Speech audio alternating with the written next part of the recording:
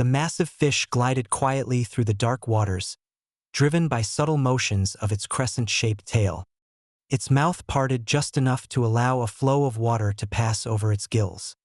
There was minimal additional movement, with only slight adjustments in its apparently random path made by minor lifts or dips of a pectoral fin, akin to how a bird alters its trajectory by tilting one wing up and the other down.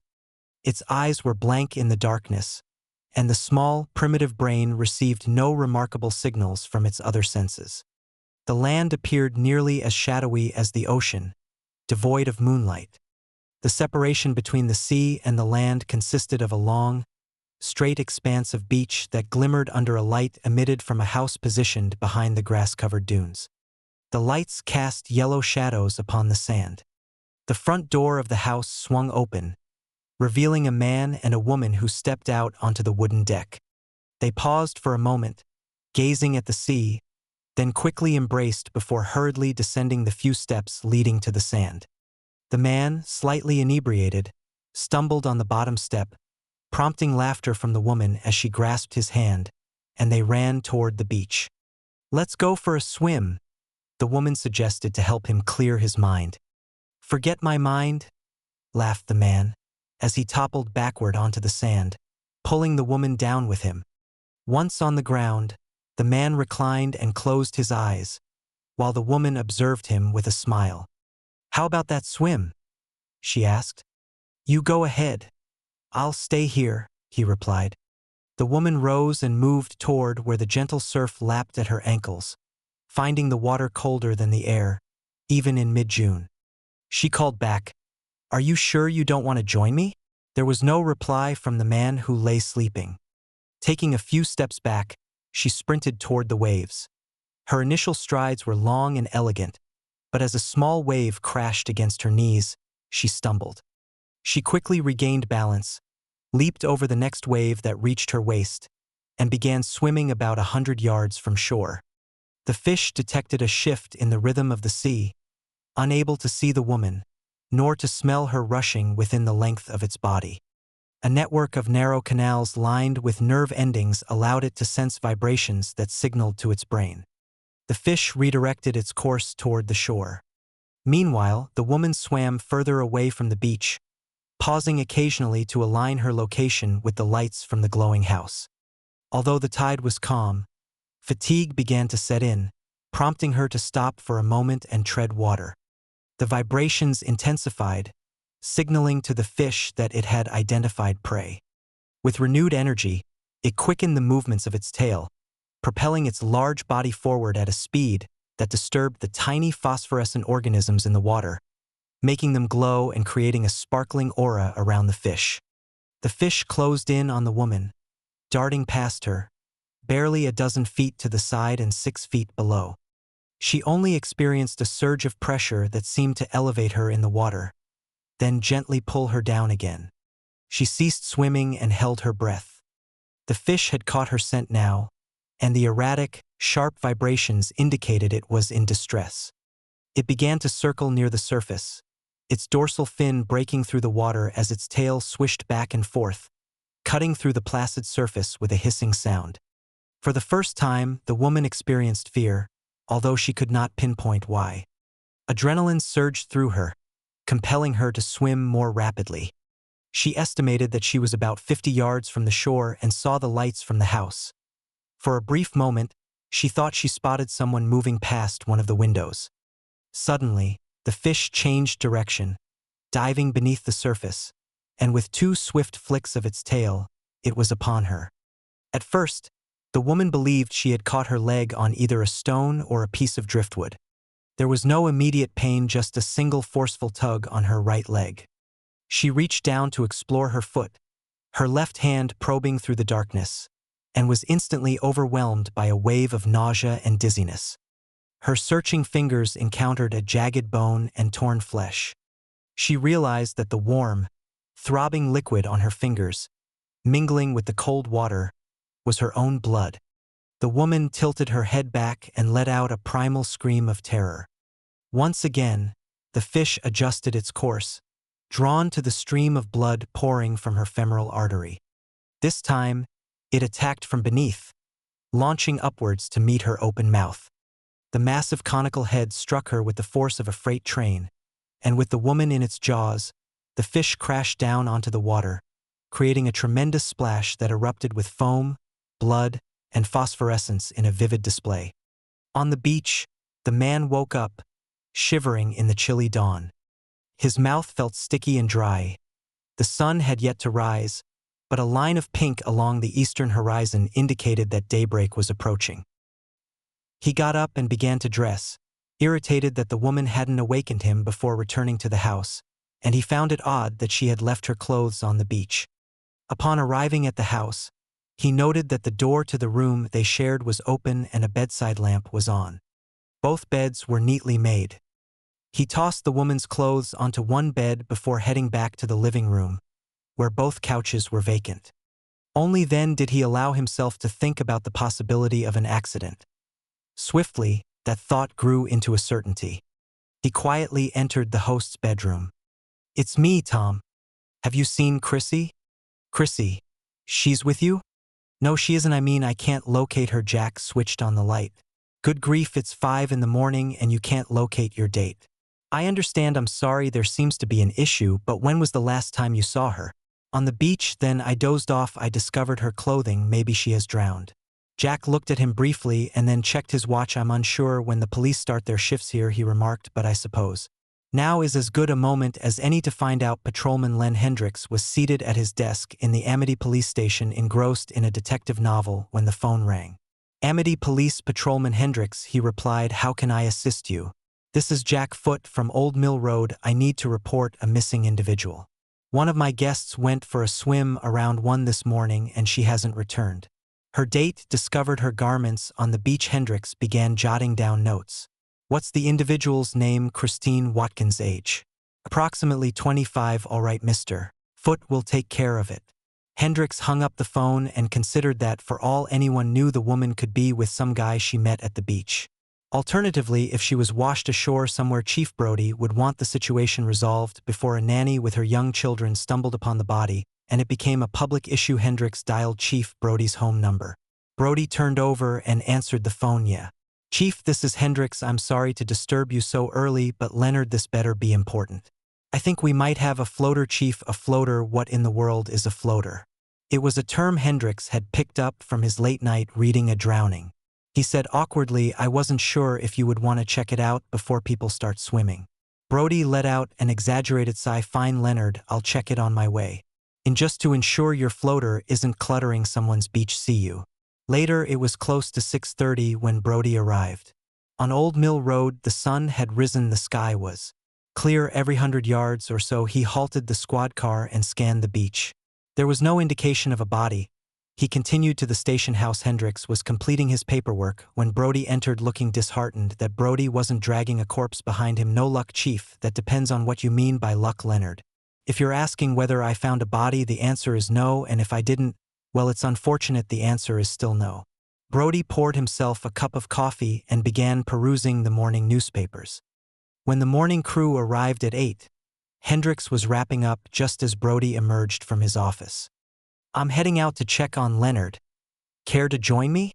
"I thought you might want to follow up on your floater," Brody suggested with a smile. "Absolutely," replied Hendricks. "I don't have anything else planned today."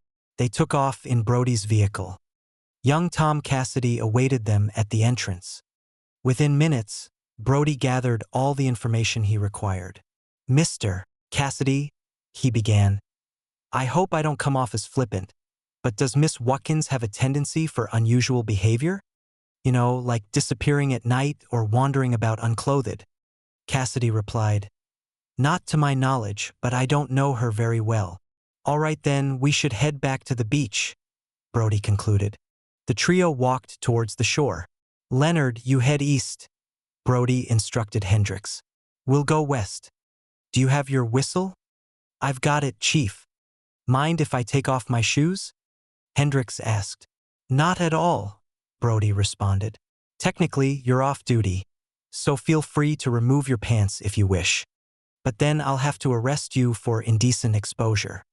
As Hendricks ventured east, he kept his gaze low, examining the small shells and tangles of seaweed, occasionally glancing up to see if Brody and Cassidy had made any discoveries.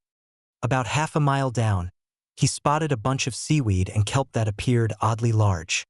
Upon reaching it, Hendricks bent down to uncover some of the greenery. For a brief moment he stood frozen. He fumbled in his pocket for his whistle, brought it to his lips, and attempted to blow, but instead he retched, staggered backward, and sank to his knees. "Wait!" Brody called out, halting. "I believe that was a whistle." Hendricks remained on his knees when they arrived beside him. "Mr. Cassidy, could you please step back?" Brody instructed. He started to part the weeds, and as he peered inside, nausea surged in his throat. "You might as well take a look now, Mr. Cassidy, and see if it's her," he stated. Cassidy leaned in closer. "What do you mean it's her?" Brody, still battling his queasiness, replied. "I think it might be part of her." Cassidy rushed forward, horrified. "Oh my God!" he exclaimed, covering his mouth. "Is it her? What happened?" "I can't say for certain," Brody answered casually, "but I'd wager she was attacked by a shark." By 11 o'clock, Brody found himself back in his office, completing paperwork regarding the incident when the phone rang. "Carl Santos," announced the voice of the coroner. "Sure. Carl, what do you have for me? Unless you believe there's foul play involved, I'd venture to guess it's a shark, and a sizable one at that. Even the propeller of a large ocean liner wouldn't have caused this. While it might have severed her in half, let's skip the details. I'm not feeling too great as it is." Brody ended the call, entered "shark attack" in the appropriate spot on the forms, and settled back in his chair. With the summer season kicking off, Brody was acutely aware that the prosperity of Amity over the next 12 weeks was crucial. Local businesses relied heavily on a profitable summer to get them through the harsh winter months. Even in the best summers, winters in Amity could be difficult. Brody recognized that there would be pushback against making the attack public. Nonetheless, he considered that one incident in mid-June, before the influx of tourists, would likely fade from memory quickly. The shark might even have moved on by then, but Brody wasn't ready to risk lives based on chance. He had decided to close the beaches temporarily, giving the shark some time to drift away from the Amity coast. He reached out to the editor of the Amity Leader. "Harry Meadows, are you free for lunch? My place or yours?" Meadows responded, and Brody immediately regretted his timing, feeling queasy and uninterested in food. "Yours, I suppose. Let's order from size." Brody called his wife, Ellen, to inform her he would be late for lunch. When he arrived, Meadows' imposing figure was carefully unwrapping his meal as if it were a precious jewel, and slid Brody's sandwich toward him.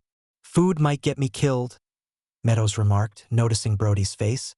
"But I'd prefer that over ending up as shark fodder." As Brody was swallowing an egg sandwich, he responded, "Please don't say that." They dined in silence until he finished. He leaned back and lit a cigarette. "Now, about the Watkins incident," he began. "The coroner states it was a shark attack, clear-cut. If you had seen the body, you would concur." Brody was taken aback. He couldn't fathom how anyone who had witnessed that gruesome sight could now be so casual, licking the lemon pie filling off his fingers. "So, you agree?" Meadows pressed. "Yes, I agree that's what caused her death. I reached out to a young acquaintance at the Woods Hole Oceanographic Institute, described the remains to him, and he indicated that only one species of shark could inflict that kind of damage." "What kind?" Brody asked. "A great white. There are other sharks that attack people, but this guy, Matt Hooper, informed me that to sever a woman in half as described, you'd need a shark with a mouth capable of doing so." He gestured widely with his hands. 3 feet apart, and the only shark that grows to such a size and poses a threat to humans is the great white. And it's also referred to as the man-eater. Furthermore, he mentioned that it's typical for a great white to venture into waters at this temperature. "You've done significant research on this, Harry. To me, it seemed important to investigate what occurred and the likelihood of a repeat incident. Were you able to assess that likelihood?" I did, and the risk is nearly negligible. This was indeed an unusual occurrence. Meadows glanced at Brody, who met his look without speaking. So it appears, Martin, that there's no reason to alarm the public about something that's likely not to reoccur. That's one perspective, Harry.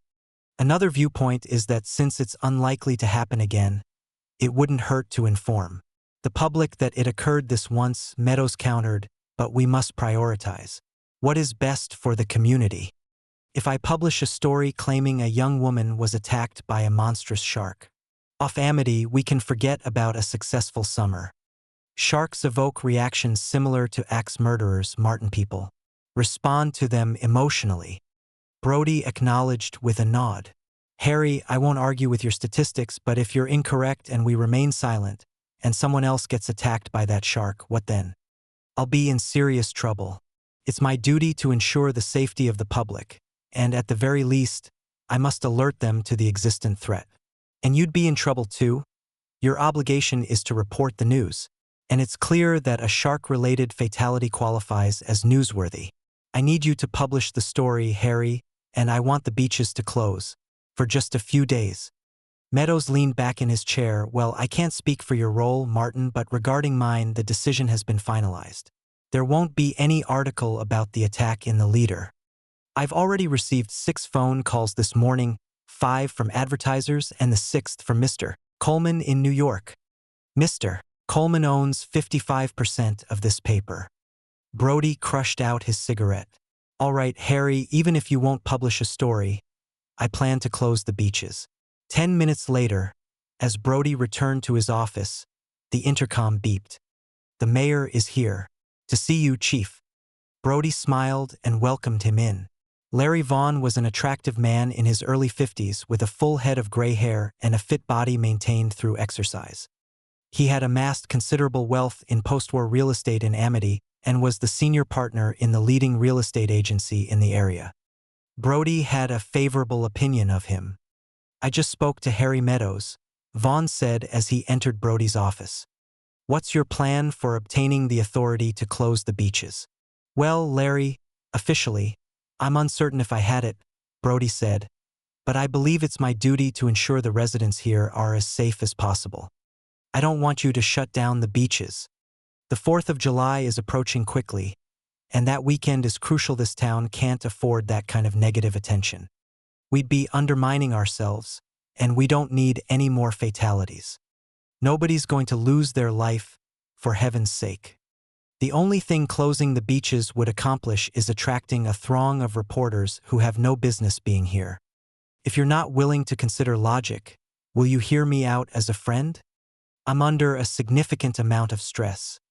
I apologize, Larry, but if you disregard my advice, you might find yourself out of a job soon. Puckett Vaughn pulled a copy of the corporate charter from his jacket. Read it for yourself. It's right here. Even though the public elected you as chief, the selectmen possess the authority to remove you. Brody read the paragraph, urging, You really want to keep this position, don't you, Larry? Trust me, Martin, you won't regret it. Brody's reply was, I don't like it. It feels wrong, but if it's truly that crucial, it is that crucial. Moreover, we do have an advantage. Miss Watkins was a nobody, a drifter with no family, so her absence won't be felt. Meanwhile, the weather remained clear and unusually tranquil on Sunday, the 20th of June. By noon, the beach located between Scotch and Old Mill Roads was dotted with visitors. Husbands lounged on beach towels in a semi-conscious state, trying to absorb the sun's energy before their afternoon tennis matches and return trips to New York. Wives reclined against aluminum chairs, engrossed in John Cheever's works, occasionally pausing to pour dry vermouth from a cooler. Little kids frolicked in the sand near the water. A 6-year-old boy, tired of skipping flat stones, flopped down next to his mother. Hey, Mom, how can you be bored? His mother replied, You have an entire beach to enjoy. Can I go swimming? He asked. No, it's too cold. Can I take my raft out then? I won't swim, he insisted. She glanced down the beach. A man stood in waist-deep water with a child on his shoulders. Oh, fine, she agreed. But don't go too far. The child rose, grabbed his rubber raft, and waded into the ocean. A swell lifted the raft with the boy seated inside, who began paddling with both arms as a gentle current carried him slowly away from shore. The large fish moved languidly, its tail moving just enough to keep it in motion, swimming parallel to the shoreline and gradually ascending towards the bottom. The boy rested with his arms hanging down, his feet and ankles submerged in the water, gently rising and falling with the small waves. He became aware that he was drifting away and started to kick and paddle toward the shore. The fish didn't detect sounds. Rather, it sensed the quick and abrupt impulses created by the boy's movements. These were signals that the fish responded to, gradually rising from below. Initially slow, it soon increased its speed as the signals intensified. The boy paused to catch his breath, causing the signals to stop. The fish slowed down, moving its head back and forth while the boy remained completely still. As the fish glided underneath him, brushing against the sandy bottom, the boy began paddling again, sending out fresh signals. The fish shot up almost vertically, its mouth opened wide, and with a powerful flick of its tail, it lunged at him. The boy's sole thought was that he had been struck in the stomach. He had no time to scream as the fish's head thrust the raft upwards, and its jaws clamped down, engulfing his head, arms, shoulders, torso, pelvis, and most of the raft. Nearly half of the fish leaped out of the water, sliding forward and down in a belly-flopping motion, crushing the mass of flesh, bone, and rubber. On the beach, a man with a child exclaimed, "Hey, did you see that? A shark or a whale or something huge?" The boy's mother opened her eyes and squinted at him, unable to comprehend his words, but noticing his gesture towards the water. She shaded her eyes and gazed out to sea. At first, the absence of anything unusual didn't seem strange, but then she remembered and called out, "Alex!" The phone rang while Brody was having lunch at home with his wife, Ellen. "Bixby, Chief," came the voice from the station house. "What's going on, Bixby? I think you need to come down. I've got this hysterical woman here, Chief." "What's the matter?" "It's awful. Her kid is out by the beach." A jolt of unease coursed through Brody's stomach. "I'll be right there." He felt flushed, almost feverish, as fear, guilt, and rage intertwined, creating a painful knot in his gut. He should have closed the beaches. Harry Meadows awaited him in the parking lot when Brody arrived. "Who's inside, Harry?" "A reporter from the New York Times, along with the woman and the man who claims he witnessed it." How did the Times acquire it? "Oh, unfortunate luck, he was at the shore. Until they learn about the Watkins incident, I am not sure, but if the Times have it, then I will be obligated to as well." "Who are you going to mention, or was it kept quiet?" "Larry Vaughn. I am not going to claim that anyone ordered silence on this matter." "What about the truth? What about being honest regarding the events?" "Say that I intended to close the beaches and alert people, but the select men disagreed, and say that because I was too timid to stand up and risk my position, I went along with them." "Come on, Martin, we took a risk and failed. That's just the way it is." Brody entered his office via a side entrance while leaving Harry to enter through the front. A man was standing by the back wall. The boy's mother, Mrs. Kintner, was seated in front of the desk holding a handkerchief. She wore a robe over her swimsuit and her feet were bare. The young man approached. "Bill Whitman from the New York Times. Are you ready to classify this as a shark attack?" "Listen, Mr. Whitman. We lack witnesses who observed anything aside from a splash. We have no body, no substantial evidence that anything violent occurred to the boy except that he's unaccounted for." The sound of tires crunching on gravel outside halted Brody. A car door slammed, and Len Hendricks rushed into the station dressed only in a swimsuit. "Chief, there's been another assault," said Hendricks. "Oh, when was the initial one?" the Times reporter inquired quickly. Before Hendricks could respond, Brody interjected, "We were talking about it, Leonard. I don't want anyone jumping to conclusions. For heaven's sake, the boy could have drowned." "Boy," said Hendricks. "What boy?" "This was a man. It was an elderly man just 5 minutes ago. He was just past the surf. He suddenly screamed and went under with blood everywhere. That's the biggest damned fish I've ever seen in my entire life. As big as a station wagon." Hendricks paused, staring down at the floor, his breath escaping his chest in quick bursts. He looked up, his eyes red and brimming, with tears of fatigue and fear. Jesus.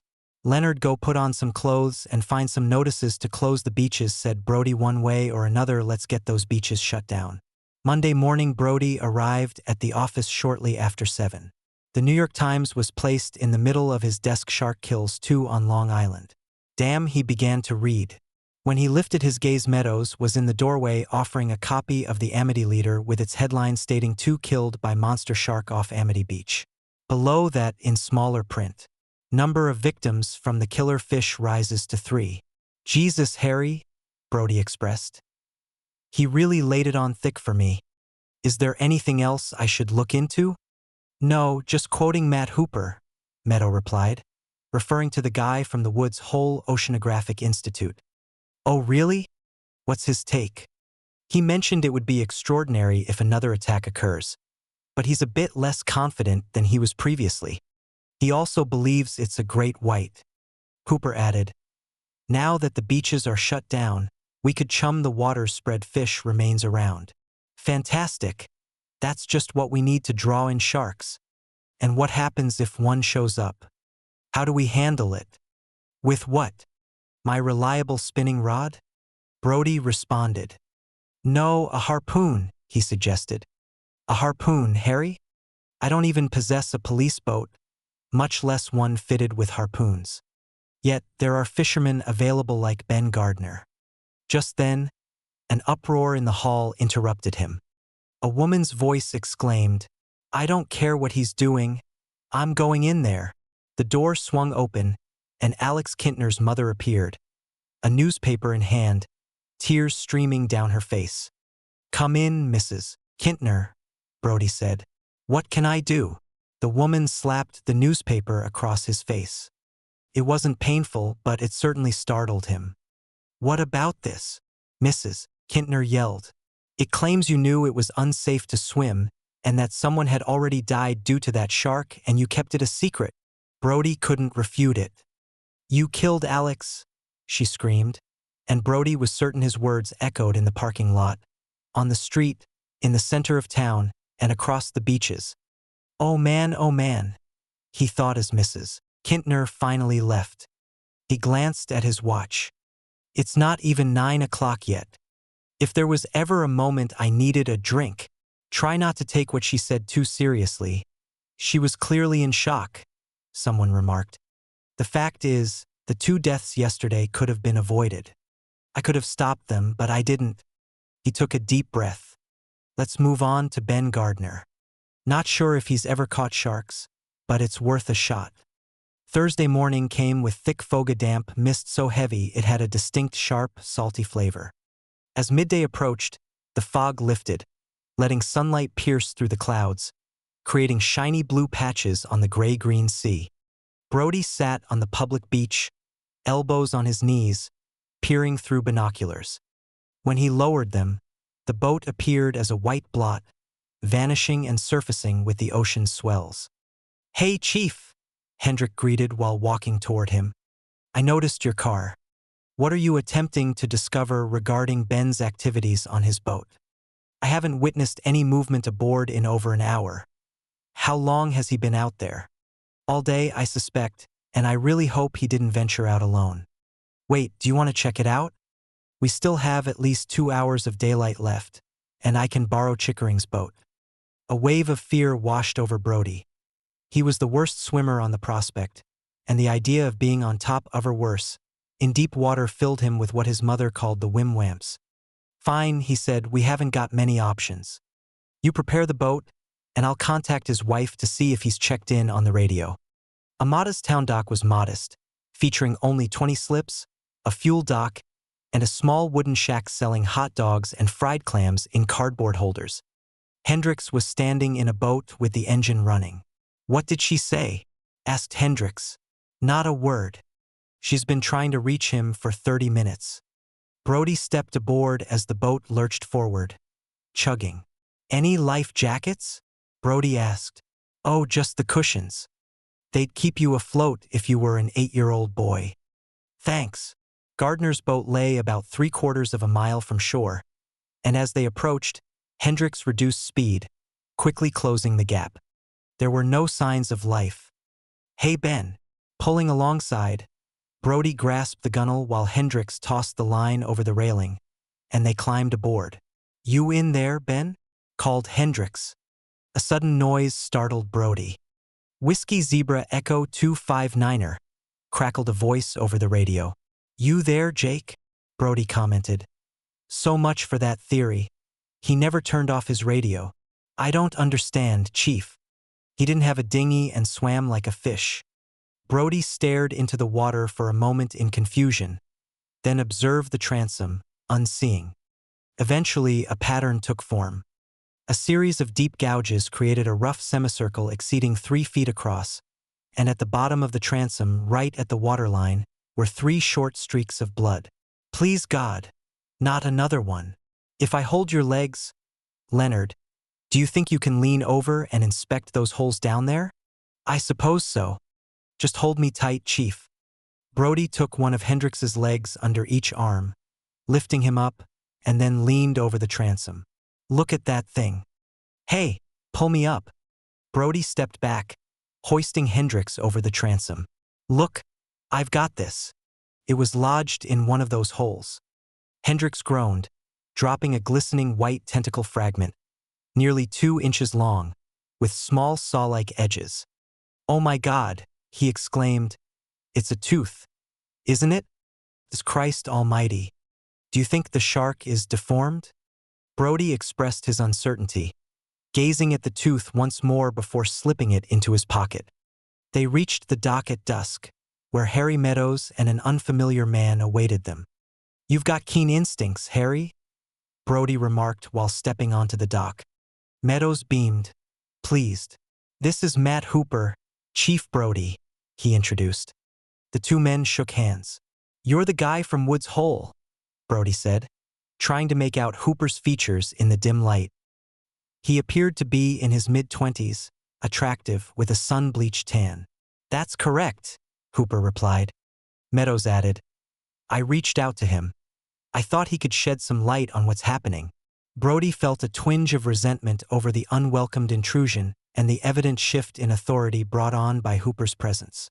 "What did you discover out there?" Meadows inquired. "Let's head back to the station to discuss it." "Is Ben going to remain out there all night?" Brody hesitated. "Looks like it, Harry." Brody got to the police headquarters before Meadows and Hooper. The clock approached 8. "So, I take it Gardner has become the 4th victim?" Meadows asked.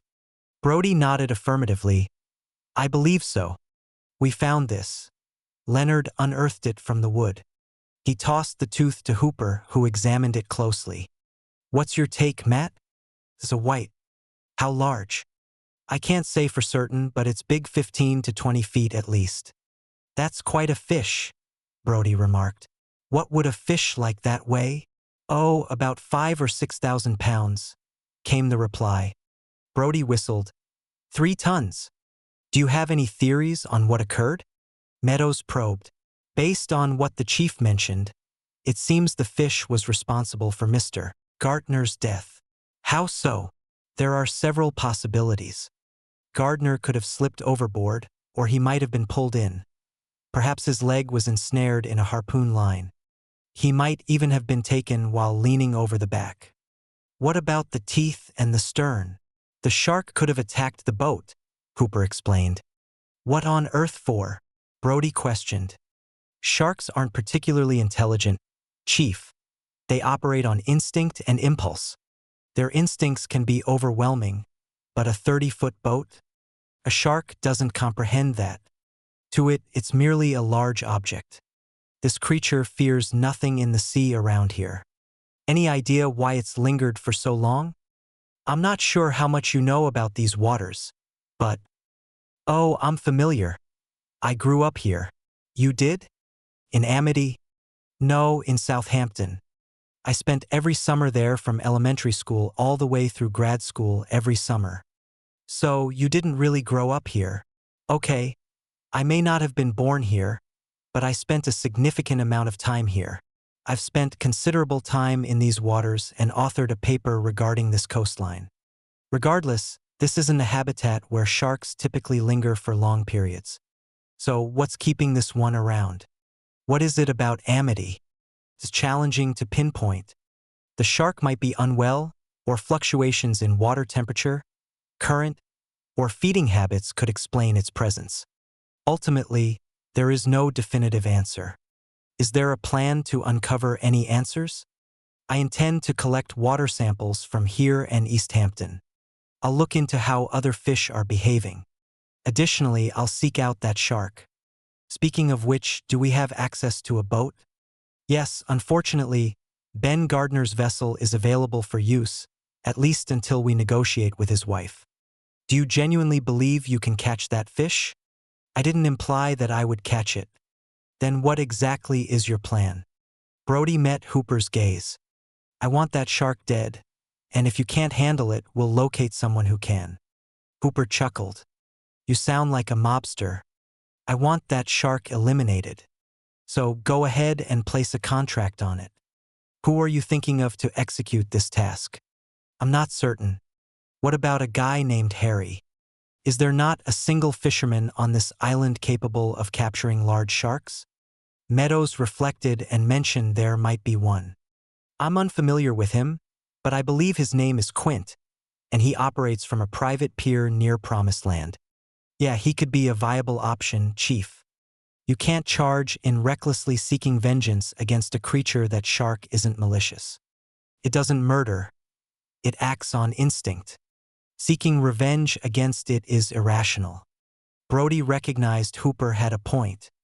However, the residents of Amity would demand the shark's death. They needed to witness its demise to feel safe enough to return to their usual lives. Above all, Brody himself needed to see it dead. The phone rang. Hello, Martin. How are you? The mayor's tone was warm, even overly so. Brody responded, as well as can be expected, Larry. I heard about Ben Gardner. News travels fast. Are you certain it was the shark again? Yeah, I suppose so. Nothing else seems plausible. Martin, what's your plan? There was a desperate urgency in Vaughn's voice. That's a valid question, Larry. We have the beaches shut down, and I'm aware of that, but I'm considering reopening them just for the 4th of July weekend. Not a chance in hell. Now Listeno, you listen, Larry. The last time I valued your advice, 2 people lost their lives. If we manage to catch that fish, if we kill it, the son of a then will open the beaches. Until then, forget it foreign.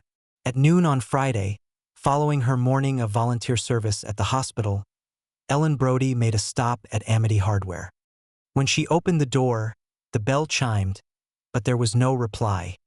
After waiting briefly, she called out for Albert. Ellen was 36, 5 years younger than her spouse.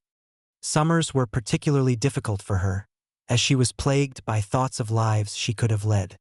She observed peers from her upbringing, former classmates now married to bankers and brokers, enjoying summers in Amity and winters in New York. Ellen was convinced that these women often ridiculed the fact she had married a policeman.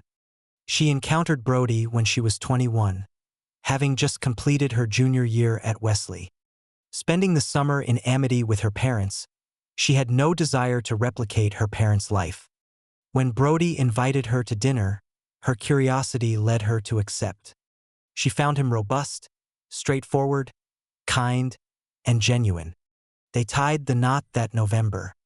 While shedding the stigma of her summer connections brought her the esteem of local Amity residents, it also cost her many enjoyable aspects of her first 21 years. It felt akin to relocating to a different country. Hi, Ellen. What can I do for you? Albert Morris, the store owner, emerged from the back. I need a new nozzle for my kitchen sink. No problem, 80 cents. Are a lot of folks upset about this shark situation? Yeah, I know. You can't really blame them. Well, maybe this new guy can help us out. Who's that? This fish expert from Massachusetts, Mr. Hooper. Oh, right. I heard he was in town. He's right here. Ellen turned and noticed Hooper entering the door, an unexpected wave of youthful nervousness washing over her. There was something recognizable about him. I found him, Hooper said, holding up 2 large stainless steel cleats while handing Morris a $20 bill. Ellen observed Hooper, striving to place where the familiarity stemmed from. "Excuse me," she said, "but I have to ask, you're not related to David Hooper, are you?" "He's my older brother. Do you know David?" "Yes, or at least I did. I dated him long ago. I'm Ellen Brody. I was Alan Shepard back then." "Oh, sure. I remember you. Let me see, you had shorter hair styled like a page boy, and you wore a charm bracelet." Ellen chuckled. "My goodness, you've quite the memory." "Well, at one time or another," Hooper replied. "I fell in love with all the girls David dated." As Morris handed over his change, they exited the store together. "So now you're a scientist?" she mentioned while they were outside. "Yes. I completed a course in marine biology and became fascinated by fish, specifically sharks." "What a dreadful obsession to have." "Oh no. Sharks are stunning, truly beautiful. They resemble an extraordinarily flawless machine, and their grace rivals that of any bird." He stuffed his hands into his pockets, glanced at Ellen, and grinned. "I apologize. Clearly I'm hooked, but that's acceptable. Tell me about David." "Oh, he's fine. He works as a broker in San Francisco. He's married for the second time. If David had any sense, he would have held on to you." Ellen flushed. "So, which fortunate girl finally won you over?" "Well, none so far." Hooper departed. "Share something about yourself." No, don't let me guess. 3 children, right?" "Correct. And your husband is a lawyer?" Ellen shook her head, smiling. "No, not quite. My husband is the police chief in Amity." Hooper briefly revealed surprise in his expression, then slapped his forehead and said, "Oh, right. Brody, I never connected the dots. I met your husband last night. Seems like quite the man." Ellen sensed a hint of irony in his tone. "How long will you be around?" she asked. "Well, that depends on what happens with this fish, but I hope to see you before I leave." "I would like that," Ellen replied as she shook his hand. The weekend passed as quietly as late fall weekends do. With the beaches closed and police patrolling during the day, Amity felt almost abandoned. Hooper navigated up and down the shoreline in Ben Gardner's boat. But the only signs of life he observed in the water were swarms of bait fish and a small school of bluefish. By Sunday evening, he was prepared to conclude that the fish had returned to the depths. "What leads you to that conclusion?" Brody inquired. "Well, there's no sign of him," Hooper replied. "And there are other fish around. If a large white is in the vicinity, everything else would disappear while they're near. There's an eerie stillness in the water." "I'm not convinced," Brody countered. "Not enough to open the beaches just yet." He was aware that following a mundane weekend, pressure would arise from the mayor and real estate agents, as well as merchants, to reopen the beaches. He almost wished Hooper had spotted the fish. On Monday afternoon, Brody sat in his office when Ellen called. "What are your thoughts on hosting a dinner party?" she asked. "Well, just for the sake of having one. It's been ages since our last." "I suppose that's fine if you wish to. Who do you plan to invite?" "I think we should ask Matt Hooper." "Hooper? What, didn't I mention that to you? I encountered him and Albert Morris on Friday." "I'm quite certain I mentioned it to you. It turns out he's the sibling of the Hooper I once knew. By the way, when are you planning the gathering?" "I was considering tomorrow evening, perhaps 6 to 8 guests, including the Baxters." "Oh, you mean the summer crowd, right? Who else? Anyone I could engage in conversation with?" "How about the Meadows?" "Sounds good. And let's find a nice young woman for Hooper. Perhaps a date?" "Sure, if you think it's a good idea." "All right then, I'll catch you later." Brody hung up, sensing something ominous about this dinner gathering. He couldn't quite put his finger on it, but he suspected Ellen was initiating another attempt to reinsert herself into the world he had removed her from. This time, however, she seemed to possess a means to maneuver her way back in. At 7:05 the following evening, the doorbell chimed, and Brody went to answer it. Hooper stood outside, sporting bell-bottomed blue jeans, loafers, and a red Lacoste shirt, an outfit typical of the affluent youth in Amity. Dressed in his blue madras shirt and slacks, Brody felt inferior. "Hi," he greeted. "Come on in." "Matt," Ellen said. "I'm so pleased you could make it. I apologize for my appearance. I just brought my work attire." "Oh, don't be ridiculous. You look fantastic," she replied. "I have a little something for the hostess," Hooper said, revealing a small package wrapped in tissue. "This is to compensate for my attire."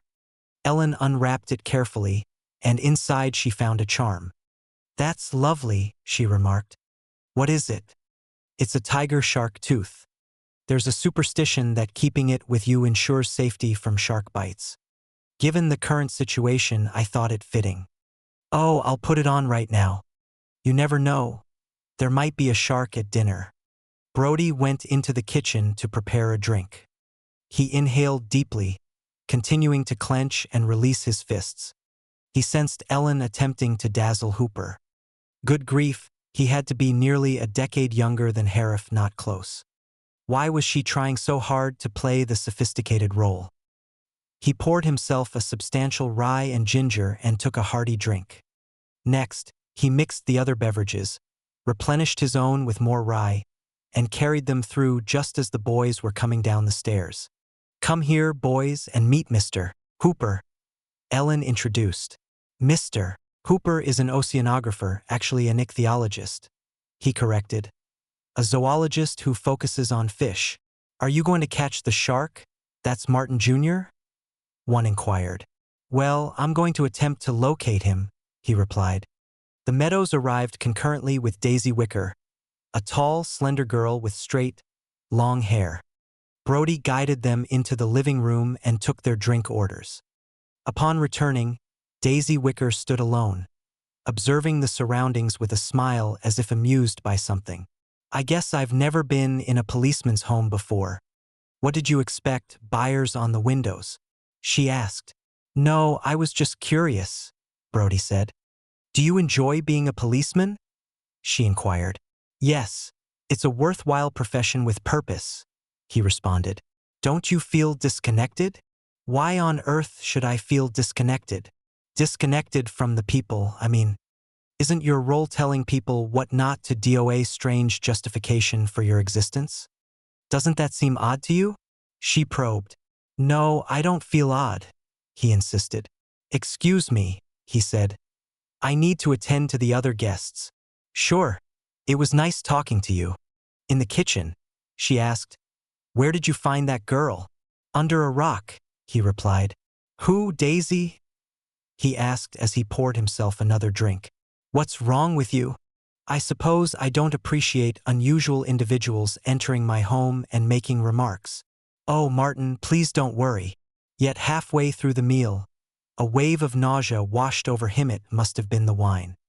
He was preoccupied with the sight of Ellen conversing with Hooper. Each time she spoke, she touched his arm as if they were sharing secrets that felt intimate. "Well, I definitely feel disconnected right now," he thought. When the guests eventually left, they cleaned up in silence. Later, as Brody was undressing in the bedroom, he realized that the origin of this entire situation stemmed from a fish, a mindless creature he had never even seen.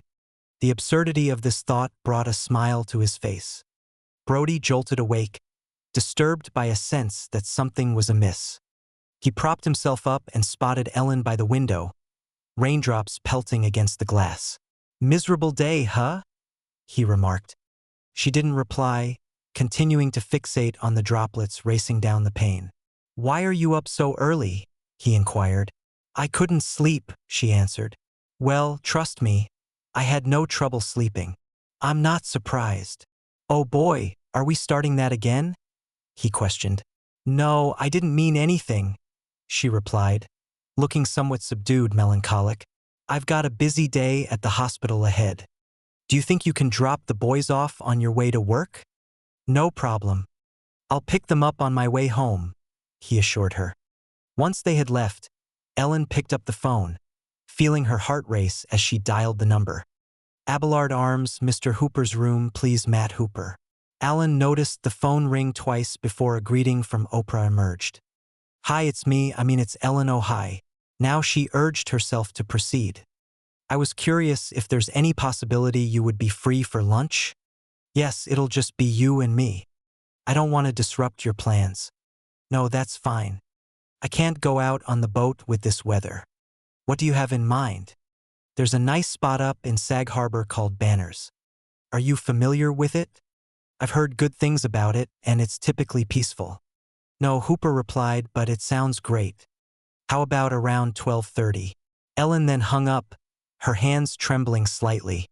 When she reached Banners, a cozy steak and seafood eatery by the water, it was 12:15. The restaurant was dimly lit. She chose a booth and ordered a gin and tonic.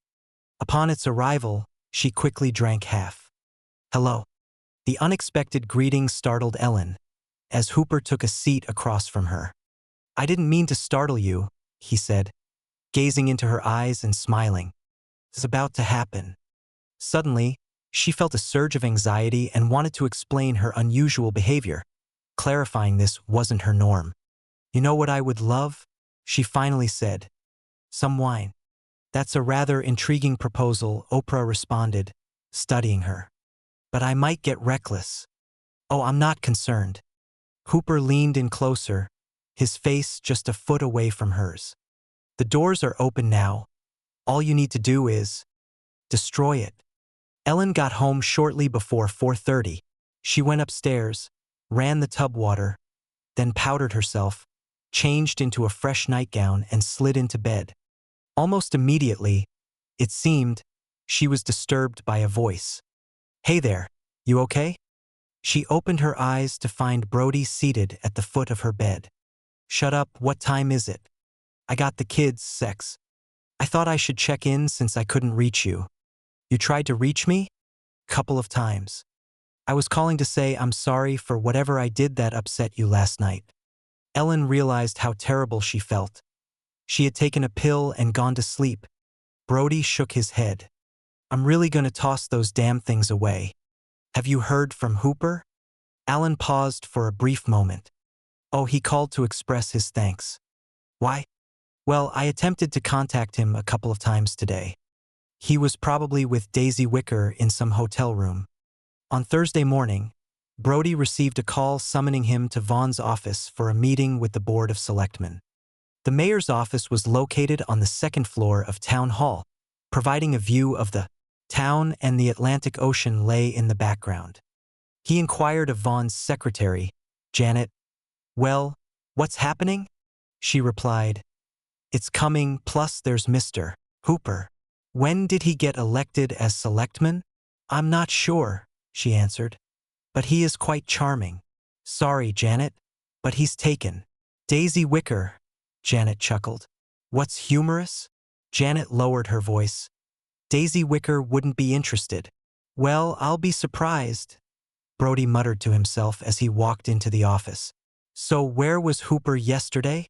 Once inside, Brody realized he would face this battle solo. "He looks terrible," he thought while observing someone struggling to drag a straight-back chair across the room. "It's like he hasn't had a moment of sleep in weeks." Finally, after everyone settled, Vaughn addressed them.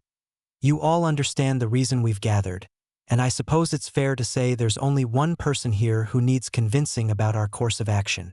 "You mean me?" Brody interjected. Vaughn nodded in agreement. "Listen, Martin, the town is in decline. People are losing their jobs. By keeping the beaches closed a single day longer, we're sealing our fate." "What if we open them for the 4th? Larry asked Brody. "And what if someone dies?" "It's a calculated risk we believe is worth taking," Mr. Hooper replied. "First off, no one has spotted the shark in a week, and nobody has ventured into the water," Brody pointed out. "That's true," Hooper acknowledged.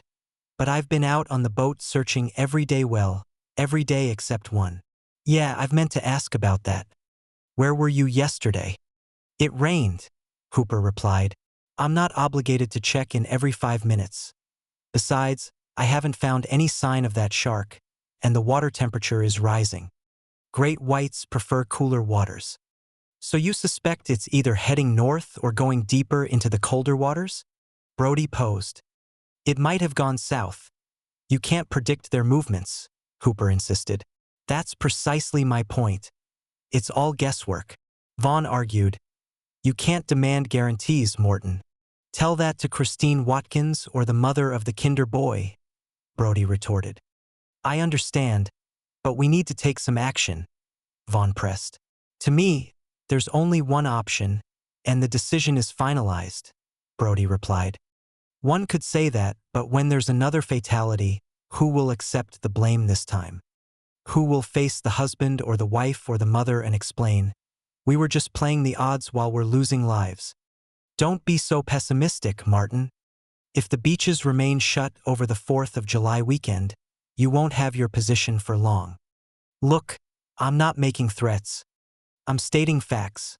We can indeed salvage our summer, but we have to assure people it's safe to return. 20 minutes after they receive the message that the beaches won't reopen, the townspeople will remove you from your position or find a way to drive you out. Brody rose suddenly. He approached the window and gazed upon the town and the ocean in the distance. Eventually, the beaches would have to be made accessible. Even if the fish were never spotted again. Fine, Larry. I will open the beaches, but I will do it on my terms. I will assign men to the beaches, and I will have Hooper monitoring from the boat, ensuring that every single person who arrives understands the risks involved. You cannot. I can manage this, Larry, and I will. At noon on the 4th of July weekend, Brody stood atop a dune overlooking Scotch Road Beach, feeling somewhat like a secret agent. Out in the distance, between a quarter and half a mile, Ben Gardner's old vessel, Flicka, drifted slowly eastward. Brody observed the boat through his binoculars, thinking at least I know where Hooper is. The Coast Guard had been correct that day. It was bright and warm with a gentle offshore breeze. The beach was teeming with people, as a group of teenagers mingled in their customary rituals. A family was gathered around a charcoal grill on the sand, and the aroma of hamburgers wafted up to Brody's nostrils. No one had ventured into the water yet. Hearing footsteps, he turned to see a family making their way up the dune. Can I assist you? Brody asked. Is this the one? Replied the woman. It's fine, said the man, speaking with a distinct Queensboro, New Yorker accent. Where's the shark? Queried one of the children, a plump boy of around 13. You said we were going to see a shark, right? Yeah, where's that big shark? We've seen it on TV. It's the one that attacks people. There was a shark here, Brody explained, but it's not around anymore. So we drove all this way just to find out it's gone. He grumbled. You promised we'd see a shark, one of the boys whined. The family continued down the dune and onto the beach. Brody checked his watch. 12:15. He reached into the beach bag and pulled out the walkie-talkie. You there, Leonard? Yes, I hear you, Chief. What's happening? No major updates. There are a few TV reporters here asking people questions about. What? Just the usual, you know. Are you afraid to swim? What are your thoughts on the shark? As long as they're not causing any disruptions. Nope. All right, Leonard, you really don't need to say over all the time. I can tell when you've finished. This procedure, Chief, keeps things clear. Over and out. Brody paused for a moment, then pressed the button again and said, Hooper, this is Brody. Any activity out there? Hooper replied, Sorry, I was at the stern. I thought I saw something. What did you see? Nothing. My eyes were deceiving me. What did you believe you witnessed? Perhaps it was a shadow. The sunlight can trick you. Okay, I'll touch base with you later. By 230, the only remaining individuals on the beach were a handful of teenagers, and a family visiting from Queens. Brody's legs had begun to burn under the sun, and he decided to take a stroll. He heard the roar of an engine and turned to spot a white truck parking on Scotch Road. The driver's door swung open and a man exited, trudging in his direction. He appeared young, sporting long curly hair and a handlebar mustache. Chief Brody, I'm Bob Middleton from Channel 4 News. Would like to chat with you about the entire shark incident, how you made the decision to open the beaches. Brody paused for a second. Well, what the heck, he thought a bit of publicity could benefit the town. All right, we're down at the beach, I'll gather the crew and I'll signal you when we're prepared. Given that he decided to stroll, Brody figured he might as well follow through. He made his way toward the water, and as he passed by a group of teenagers, he heard a boy exclaim, "What about it? Who has the guts? $10 is $10. How far out do I need to go?" "Well, let's see, 100 yards. Okay, sounds like a plan." A boy stood up and started to jog toward the water. Brody approached the boy. "Do you wish to swim?" he queried. The boy glanced past him at his friends. Brody lowered his voice. "Should I instruct you not to?" The boy shook his head. "No way, man, I could use the $10. And he dashed to the water, leaped over a small wave, and began to swim. Bob Middleton and his crew rushed past Brody. "How much do you want of this?" the cameraman shouted while tracking the boy as he swam. "Let's simply remain here until he surfaces. And be ready just in case." Suddenly the hum of the flicker's engine shifted from a low drone to an alarming growl. Brody looked beyond the swimming boy and spotted the boat making a swift tight turn. He lifted the walkie-talkie to his mouth. "You see something, Hooper?" It was that shadow once more. "There's a kid swimming out there." As Middleton showed up and shoved the microphone into Brody's face at 30, maybe 40 yards out. "I think I'd better warn him to come in." Brody waved the microphone away and shouted, "Hey out there, come on in." "Set the sound, man, you nearly blew my ears off, Hooper," Brody said. "You want to tune in here and tell him to head to shore." The fish was drifting a few feet above the sandy bottom, 80 feet below the flicker. For hours its sensory system had been tracking the strange sounds above. As the boat swung toward the shore, kicking up, a spray erupted from the bouncing bow, causing the boy to pause his swimming and lift his head. Brody shouted for him to come in. The boy waved back, then began making his way to the shore. "What's happening?" asked his two sons behind him, grinning with excitement. "Nothing," Brody replied. "I just don't want the boy to swim out too far." "Is it because of the shark?" "Cool," said one of the boys, as Hooper swiftly approached at 15 knots, covering a couple of 100 yards in merely 30 seconds. The boy heard the engine and looked up. "What's wrong?" he asked. "Nothing," answered Hooper. "Keep swimming." The boy lowered his hand and continued to swim, reaching him, and with just a few more strokes he was able to stand.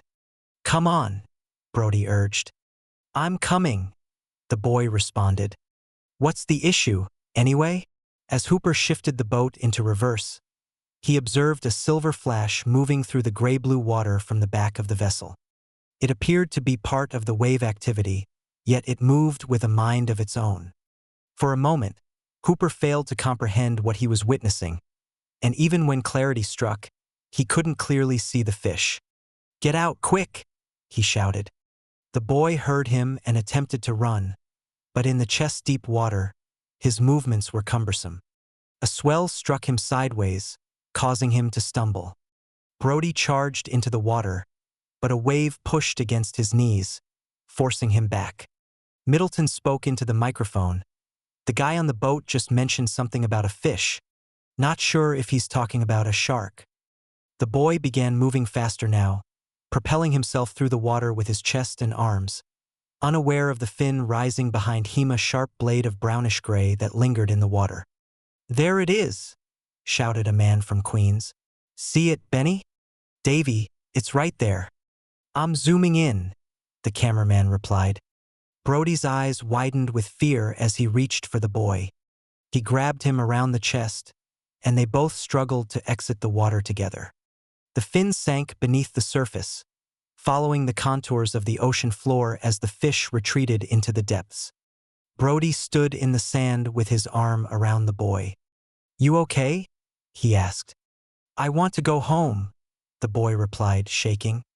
"I bet you do," Brody said as he retrieved his walkie-talkie. "Leonard, can you hear me? The fish has been spotted. If anyone is in the water down there, get them out. This beach is officially closed." At 6 o'clock, Brody sat in his office with Hooper and Meadows.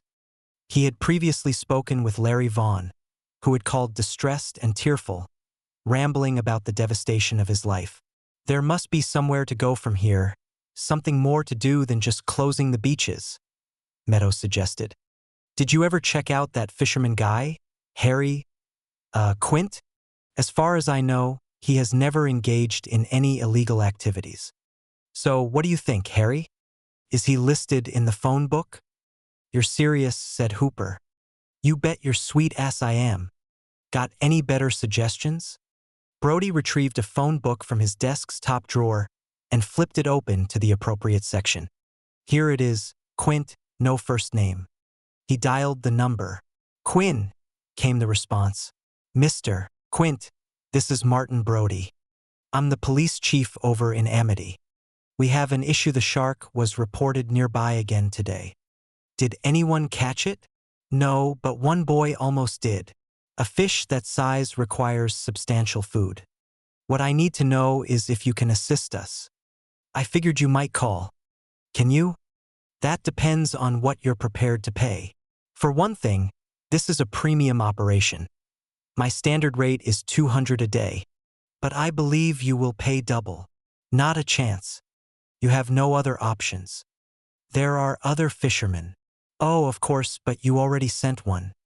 Employ another, and when you come back to me, perhaps you'll even pay triple.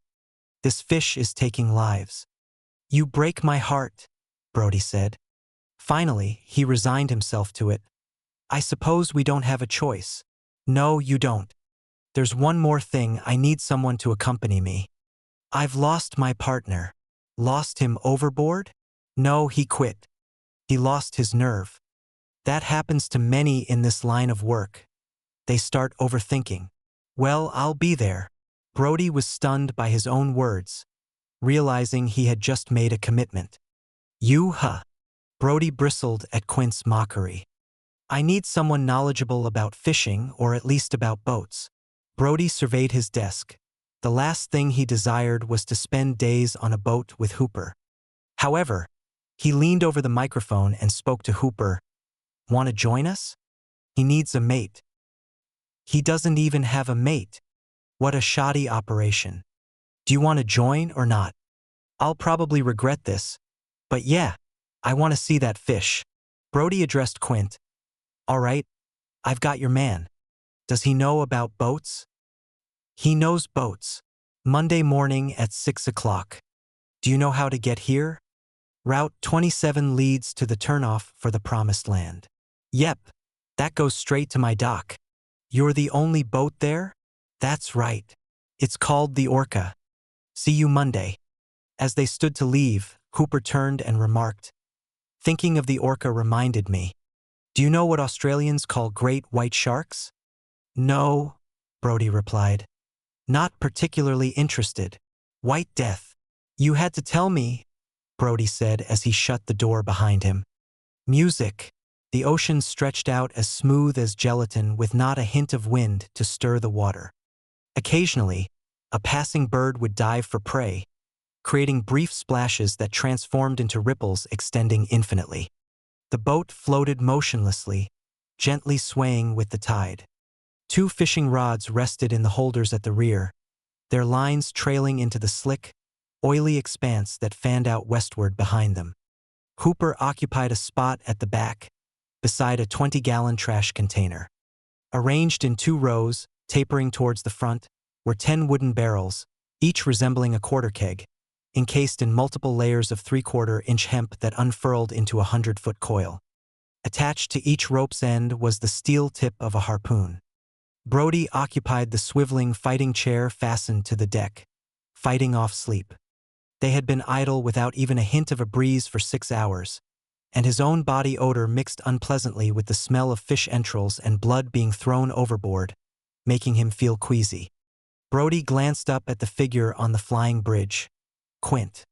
He donned a white t-shirt, faded denim jeans, and worn gray topsiders. Brody estimated Quint to be around 50 years old, standing 6'4" and exceptionally lean. His head was entirely bald, and in the sweltering sun, he sported a Marine Corps cap. His face was as formidable as his physique with sharp angles. When Quint peered down from his elevated position, his dark eyes seemed to bore into Brody, as if aimed like a rifle. Checking his watch, Brody noted it was shortly after 2 o'clock. Do you often have days like this? Like what? Quint's tone conveyed disinterest in conversation. Like sitting all day without anything happening, while people pay you even though they don't catch anything. That doesn't occur frequently. Usually, we manage to attract something that'll bite, Quint replied, gesturing towards the harpoons at the bow. What types of things do you catch? Brody inquired. Anything that swims by, Quint responded curtly, cutting him off. Hold on. Something's taken one of the baits. Squinting into the distance, Brody peered off the back, but the slick appeared undisturbed, the water remaining placid and still. As if in response, the wire on the starboard fishing rod began to stream over the side, slicing through the water in a gleaming silver line. Take the rod, Quint instructed Brody. And when I say, throw the brake and set the hook, is it a shark? Brody asked, his pulse quickening at the thought of finally facing the creature, the beast, the monster, the nightmare. All of it made his heart race. He wiped his hands on his pants, removed the rod from the holder, and positioned it in the swivel between his legs. Quint let out a brief, sour laugh. That thing? Nah, it's just a small one. It'll give you some practice for when the big fish show up. Quint focused on the line for a few more moments before instructing. Get it. Brody pushed the small lever on the reel forward, laid back, and then pulled the tip of the rod, which bent into a curve as he started cranking to reel in the fish. However, the reel wasn't responding. Don't expend your energy, Quint advised. Hooper, who had been sitting on the transom, stood up and offered, Let me tighten the drag. You won't do that, Quint retorted. If you tighten it too much, you'll rip the hook from its mouth. Oh, said Hooper. I assumed you knew a thing or two about fishing. Hooper fell silent and returned to his spot on the transom. Brody gripped the rod firmly. The fish had dove deep and was maneuvering from side to side. Brody reeled in, leaning forward and turning quickly to take up slack while pulling back using his shoulder and back muscles. What's on the line? He asked. A blue, answered Quint. It must weigh half a ton, he added, estimating the shark's weight at around 150 pounds. Brody continued to haul and lean until he finally heard Quint say, Hold it. He stopped reeling smoothly. Quint descended from the flying bridge with an old Army M1 rifle in hand. You want to see the fish? He asked as Brody moved to the side of the boat. In the dark water, the shark was a brilliant blue, approximately 8 feet long with slender, elongated pectoral fins. Isn't he beautiful? Hooper remarked. Quint disengaged the rifle's safety. As the shark moved its head close to the surface, he fired 3 quick shots. The shark quivered and became still. He's stunned, maybe, but that's all, said Quint. He retrieved a glove from his hip pocket, slid his hand into it, and seized the wire line from a sheath at his belt. He took a knife, lifted the shark out of the water, and said, Watch this. It always entertains the folks. With a quick, sharp motion, he cut open the shark's belly from the anal fin up to just below the jaw. The flesh split apart, and the bloody entrails cascaded into the water, reminiscent of laundry tumbling out of a basket. Quint then severed the leader, allowing the shark to slip overboard. The instant its head submerged, it started thrashing in a cloud of blood and guts. Now watch, Quint said. If we're fortunate, in a minute, other sharks will show up, and they'll assist him in devouring that. It's quite the spectacle, Brody observed, captivated. Suddenly, he noticed a flash of blue emerge from beneath. A small shark, around 4 feet in length, lunged at the carcass of the gutted fish. Soon, another shark appeared, followed by another, causing the water to churn as fins sliced through the surface and tails lashed the water. The chaotic scene persisted for several minutes until only 3 sizable sharks remained, gliding beneath the surface. Hooper commented, You don't approve? That's correct, Brody replied. I dislike witnessing animal deaths for human entertainment. Quint chuckled at this, and Hooper retorted, Do you? It's not about whether I like it or not. It's about survival, Quint responded as he retrieved another hook and leader, while Hooper continued his task of tossing chum into the sea. Brody then asked, "Does anyone want a beer?" Both Quint and Hooper nodded in agreement, prompting him to head below and grab 3 cans from a cooler. As he exited the cabin, Brody observed an old, weathered photograph of a deceased shark sprawled on a beach was pinned to the buckhead. "What's the picture?" he inquired while distributing the beers. "Just a shark," came the response. "Not merely any shark. It's a massive great white, around 14 to 15 feet long and over 3,000 pounds. How did you reel it in?" "Well, there was a time when it seemed like it might catch us instead." "What do you mean?" "The creature attacked the boat felt like a freight train hit us, knocked my mate right off his feet. I hooked it and we pursued it. Good Lord, we must have chased it halfway across the Atlantic. Why didn't it dive? It couldn't, not with the barrel trailing it. It dragged it underwater for a bit, but eventually, this beast succumbed and surfaced. So we just kept following the barrel. After a few hours, we managed to sink another 2 hooks into it, and finally it calmed down." "Suppose that big white shows up," Brody posited. "What's the first thing you'd do?" "I'd work to keep it interested, hoping it would linger until we could strike it. They're not particularly bright fish. If it behaves like the last one and assaults the boat, we'll start pumping hooks as quickly as possible and let it tire itself out. Most likely, it'll come in tailing its scent right up the slick, which is when we'll need to present it with something irresistible, something with a hefty hook that can secure it until we can hit it from the rear where we were dispensing chum." Hooper asked, "What's this irresistible thing, Clint?" Quinn grinned and gestured towards a green plastic trash can. "Take a look. I've been saving it for a fish like ours. Anything else is pointless." Hooper approached the can and lifted the lid, shocked by what he discovered, inhaling sharply. Floating upright in the water-filled can was a small bottlenose dolphin, barely 2 feet long. Hooper quickly slammed the lid back down. "You know they're protected. When I fish, son, I take what I want. What about the regulations?" "Sure, those little guys are protected, but the law isn't meant to prevent Quinn from using 1 or 2 as bait. It was designed to stop large-scale fishing and those who hunt them for sport." "I got your message," Hooper said. "Take it while you can, and if it runs out, we'll just go after something else." "Oh, that's foolish. Don't go beyond your limits, son." Quinn's voice was devoid of emotion. "What? Don't call me foolish. I didn't intend it that way, for heaven's sake.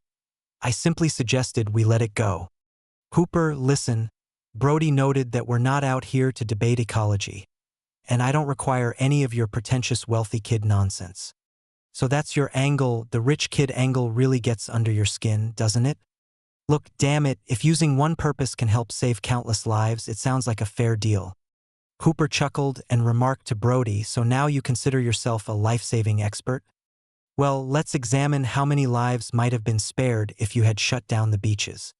Brody stood up, moving toward Hooper before he fully realized he had left his seat.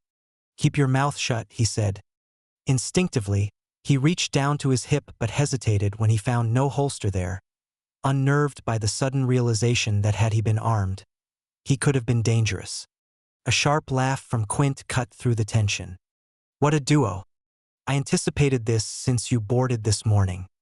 The second day of the hunt was as calm as the first.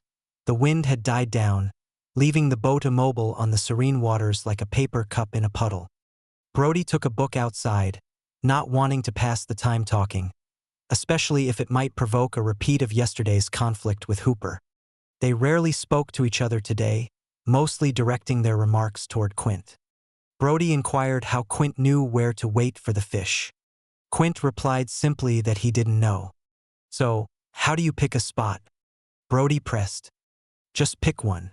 If we catch that fish or if it finds us, it'll be a matter of luck, not skill. Why not put out some slick?" Brody finally conceded and returned to his reading. Hooper sat at the stern, diligently scooping and dumping chum. Just after 11, Quint spotted the sickle-shaped dorsal fin of a swordfish approaching them. Quint decided to harpoon it.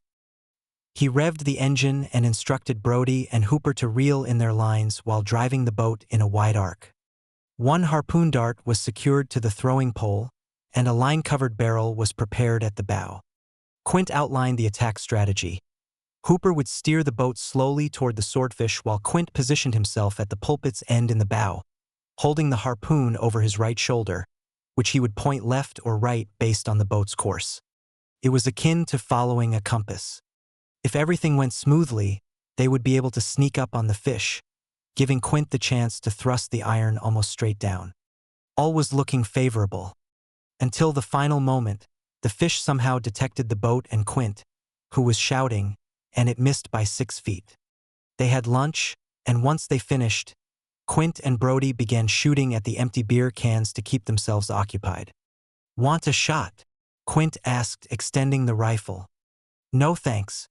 "What's the issue?" "Nothing. Just don't feel like shooting." Quint chuckled.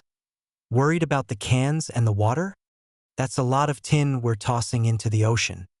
"That's not it," Hooper replied, careful not to fall for Quint's provocation. "I just don't feel like it." "Afraid of guns?" "Afraid? No. I've shot one before," Hooper responded. "Where was that? In the service?" "No. Thought so. What does that imply?" "I'd even wager you're still a virgin." Brody glanced at Hooper's expression, catching a brief moment of Hooper looking at him before diverting his gaze, his face starting to redden. "What's on your mind, Quint? What are you driving at?" Quint leaned back, grinning. "Not a thing. Just making some friendly small talk to pass the time." For the next hour, they sat in silence. Suddenly, Quint remarked in a flat, soft voice, "We have a visitor." Brody jolted awake, while Hooper rose to his feet. The starboard line was running out smoothly and rapidly. "Take the rod," Quint instructed, removing his cap and tossing it onto the bench. Brody retrieved the rod from the holder, wedged it between his legs, and held on. "When I say you hit him, wait, he's turning. He'll start again. Don't hit him now or he might spit the hook." But the line lay slack in the water, motionless. After a few moments, Quint said, "I'll be goddamned. Reel it in." Brody reeled it in easily, too easily. Whatever it was had taken the bait as gently as one could. The wire was neatly severed. Quint jumped down from the flying bridge and inspected it, then looked out over the calm water. "I think we've just met your friend," he remarked. "What?" Brody asked, while Hooper leapt down after the transom, exclaiming, "You've got to be kidding! That's amazing. Just a guess, but I'd put money on it. This wire has been chewed through clean." The fish probably didn't even realize he had it in his mouth. "So what do we do now?" Brody inquired. "We'll wait and see if he takes the other one or if he surfaces." "What about using the poor boys?" "When I know it's him," Quint said, "then I'll give him the bait. These fish are garbage eaters, and I don't want to waste a prime bait on some little runt." They remained still, observing the tranquil surface of the water, void of any birds diving or fish leaping. Then the port line started to pull. "Leave it in the holder," Quint instructed as adrenaline surged through Brody's veins, a mix of exhilaration and fear coursing through him, overwhelmed by the unknown creature lurking beneath. Hooper stood at the port gunwale, captivated by the taut line, but it soon fell slack. "Damn, he's at it again," Quint muttered, tossing the bait hook into the water while letting out a few yards of line. "Come on, you bastard, let's see you." The 3 men remained focused on the port line. Hooper bent down, filled his ladle with chum, and cast it into the slick. A movement to his left caught his attention, prompting him to turn. What he beheld escaped his lips as a guttural grunt indistinct but enough to capture the attention of the others. "Jesus Christ!" Brody exclaimed, spotting something no more than 10 feet from the stern. Slightly starboard, a flat conical shape protruding from the water, roughly 2 feet above the surface. The top of its head was gray, featuring 2 black eyes positioned at the sides of its snout, where the gray transitioned to cream for the nostrils. Deep gashes marked its armored skin. The mouth was ajar, revealing a dim, dark abyss protected by massive triangular teeth. For a moment, fish and men stared at one another until Quint shouted, "Get an iron!" reaching for a harpoon, but the creature silently slid back into the depths. "Fantastic!" Hooper exclaimed. "That fish is everything I imagined and more." "The head must have been 4 feet wide," Quint replied as he moved to the aft. "You ever seen a fish like that?" Hooper, eyes aglow with enthusiasm, answered, "How long would you say it was? 20 feet, maybe more? I can't say for sure. They become problematic after they reach 6 feet, and this one is definitely trouble." "God, let's hope it returns," added Hooper, while a chill ran down Brody's spine as he observed Hooper's grin. "Don't make it out to be more than it is. It's just a dumb garbage bucket," Hooper dismissed. "Well, that's who believes in a god," Quint retorted while ascending the ladder to the flying bridge. "We've seen it on the surface once. It will come back." As Quint spoke, a sound caught Hooper's attention, a swishing noise, a liquid hiss approaching the boat. 30 feet away, a triangular dorsal fin over a foot tall sliced through the water, leaving a rippled trail behind, followed by a giant tail that swatted rhythmically side to side. "It's attacking!" The boat emitted a cry as Brody, cursing, descended from the flying bridge. "No damn warning," he grumbled. "That iron fish was nearly upon us." It lifted its flat head, staring blankly at Hooper with one of its dark eyes before slipping beneath the boat. "Damn it! Is he still there?" Quint squinted, turning to Hooper. "Your side." "Yeah," replied Hooper. Quint glanced back just in time to witness the gray-brown form of the fish retreating from the vessel and beginning to submerge. He let the harpoon fall from his grasp and, in a fit of anger, seized the rifle and fired the entire clip into the water behind the fish. "Bastard! A little warning next time would be nice," he shouted. He looked at Brody. "Gave you quite the start, didn't it?" "More than a bit," Brody replied. "You can't convince me that thing is a fish. It resembles one of those creatures from movies, like the monster in 20 Million Fathoms. Do you think he'll return?" Brody asked. "I don't know," Quint said. "You never can predict what these bastards will do." Ellen was preparing dinner for the children when the doorbell rang, and Larry Vaughn entered. The change in his appearance shocked her. He had lost weight, his skin appeared gray, and his cheekbones seemed sagging. "I stopped by to save her," he said. "Well, you're leaving. For how long?" "For good," he replied. "There's nothing left for me here. The business is fading or will be soon. I never intended to hurt anyone. I hope you trust that." "I believe it," Ellen responded. Vaughn leaned against the sink. "You know, Helen, sometimes I think you and I could have made a great couple. We would have meshed well together in Amity. You're strong and good, and I believe I could have provided you with a life you'd cherish." Ellen Redmond, "I'm not as strong as you think, Larry. Anyway, there's no point in dreaming. Goodbye." "Think of me occasionally," Vaughn said as he left. Once Vaughn had departed, Ellen ascended to her room and sat on her bed, contemplating what life with Larry Vaughn might have entailed.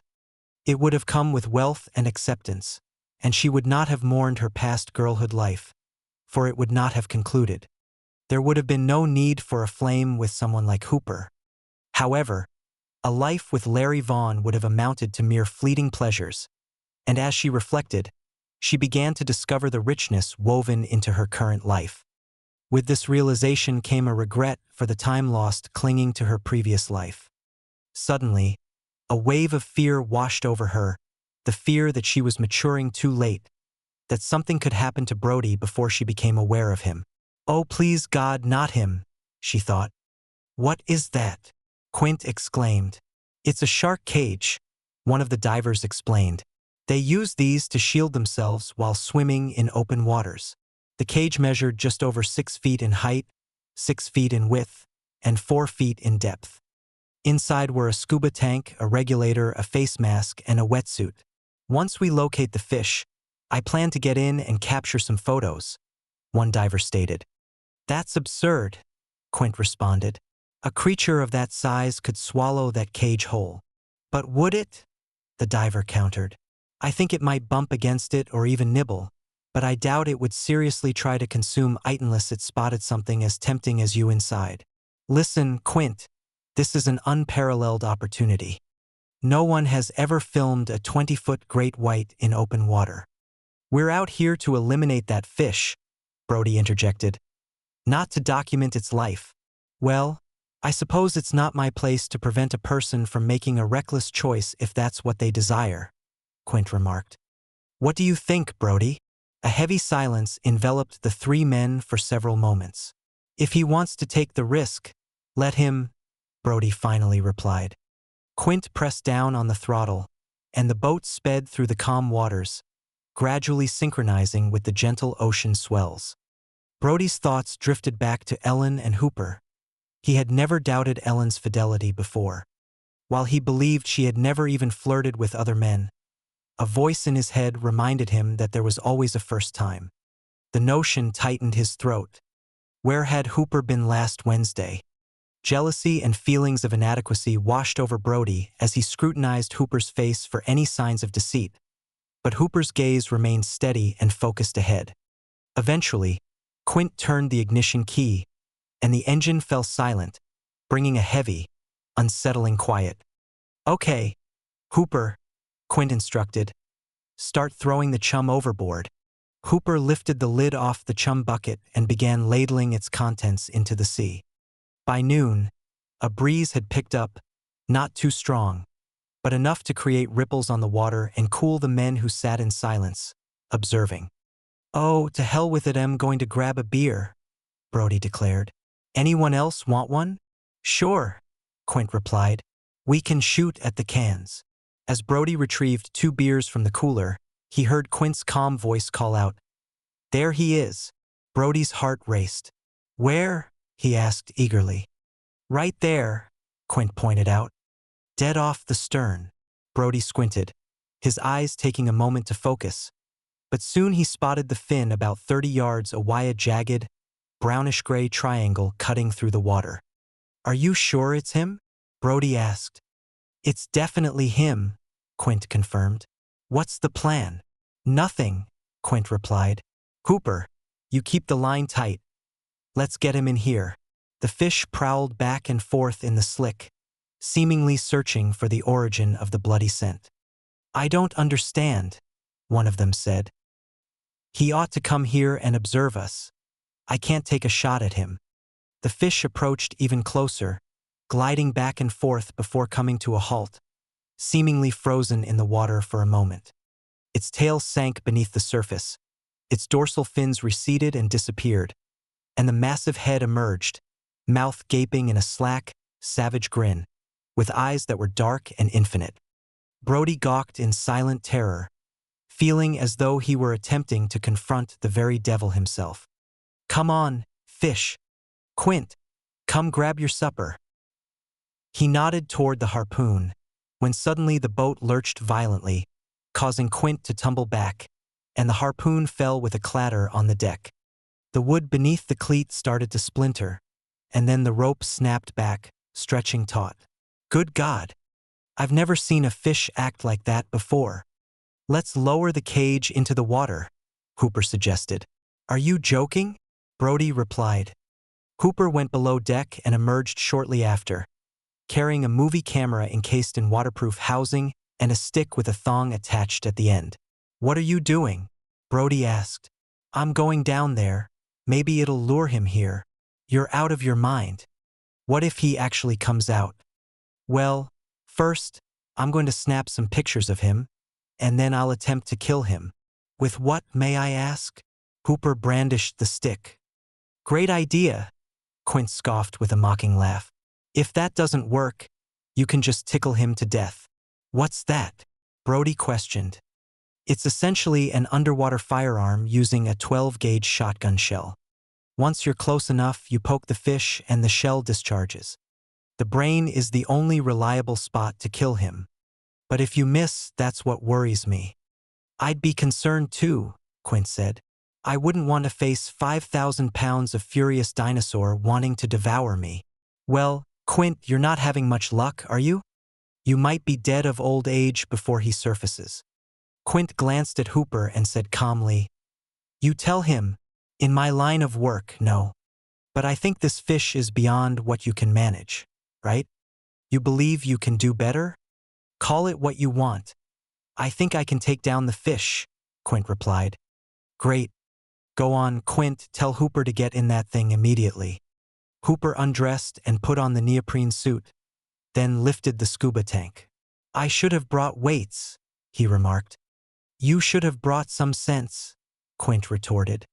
Quint and Brody gripped the ropes while the cage ascended in the water. When the hatch broke the surface, Hooper dove overboard through the open hatch and then signaled with his thumb and index finger in an OK gesture. They released the ropes and allowed the cage to descend. Get the rifle, Quint instructed, as he climbed atop the transom and positioned the harpoon against his shoulder. Meanwhile, Hooper descended, waiting until the frothy bubbles from his dive diminished. A peaceful sensation enveloped him, the familiar feeling of liberation and tranquility he always experienced when submerged. He found himself alone in the azure silence, intermittently brightened by rays of sunlight filtering through the water. The only sounds he could discern were his own, the deep, hollow echo of his inhalation and the soft, rhythmic thrum of bubbles escaping as he exhaled. Despite the brilliant sunlight above, the visibility in the murky depths was limited, extending no more than 40 feet. He rotated slowly, attempting to pierce the encroaching darkness. Suddenly, his gaze was drawn downward, where from the dark blue emerged a shark, gliding effortlessly towards him like a deathly specter on a fateful course. Transfixed and motionless, Hooper observed as the creature approached, noting its coloration a muted blend of brown and gray typical of its surface, leading to a hard, bluish, ferrous gray mottled with sunlight streaks on its vast body. Beneath its lateral line, the flesh appeared a ghostly white. The shark approached silently, like a shadow, then turned, showcasing its immense size and strength before Hooper's eyes. Tentatively, Hooper extended a hand through the bars, touching the flank. It felt cool and firm, smooth to the touch like vinyl. He ran his fingers along its skin until he heard faint popping sounds, witnessing 3 straight spirals of agitated bubbles rise to the surface before slowing and settling well above the fish. Not yet, he reminded himself, needing one more pass for the photographs. The shark began to maneuver, banking with its flexible pectoral fins, altering its course as it navigated through the bars. What's happening down there? Brody questioned. Why didn't he jab it with the gun?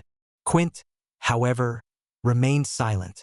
Come up, fish, he urged, beckoning to Quint.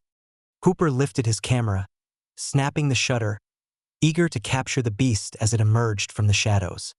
Through the viewfinder, he noticed the shark turning towards him, moving with haste as its tail propelled powerfully, jaws opening and closing as if gasping for air. A shudder ran through its enormous body as it approached the cage.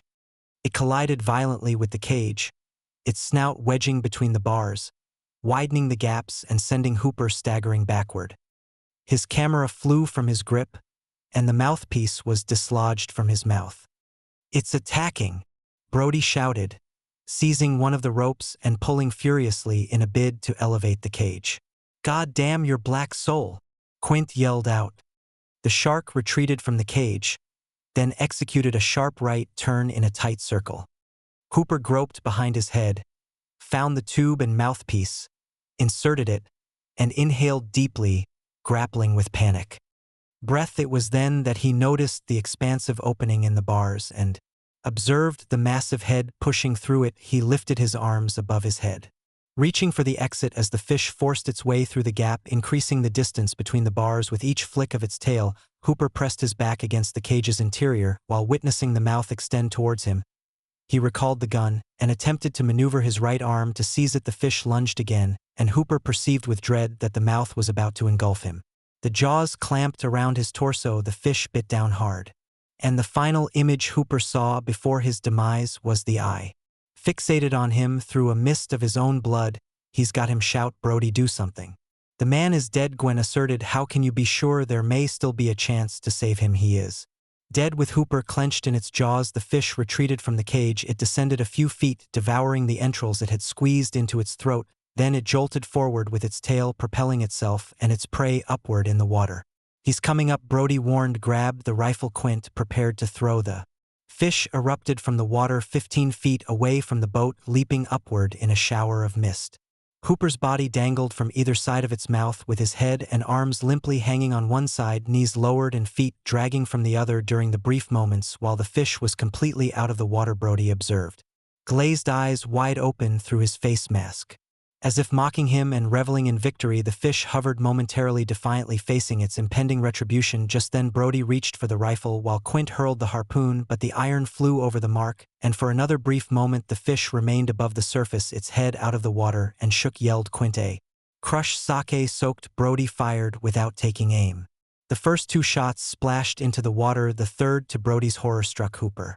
The fish started to submerge. Bullets splashed uselessly into the whirlpool where the head had been. The fish might as well not have existed as silence reigned. Save for the gentle whisper of a breeze, the water lay still. The only distinction was that Hooper was gone. What do we do now? Brody asked. What in God's name do we do now?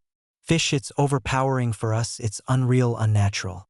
Are you going to admit defeat? I've given in. All we can do is wait until God or nature, or whatever force is at play, decides we have suffered enough. Did the Shadow Man's hands not belong to me? I am going to kill that creature, Quint declared. His gaze scanned the sea, yearning for another encounter. I am going to kill that fish. As Quint spoke, Brody gazed into his eyes. They appeared as deep and infinite as the eye of the fish. I suppose I have no other option. No, said Quint. We have no option. Music. Brody looked toward the shore.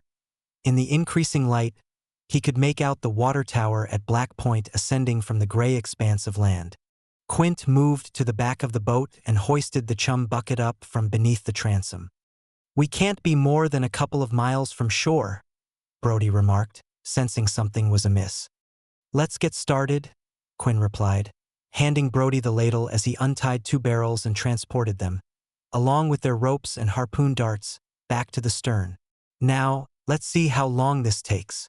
The sky brightened into a full gray morning, and one by one, the lights along the shoreline flickered out. Brody's arm was growing fatigued from dipping and emptying the ladle.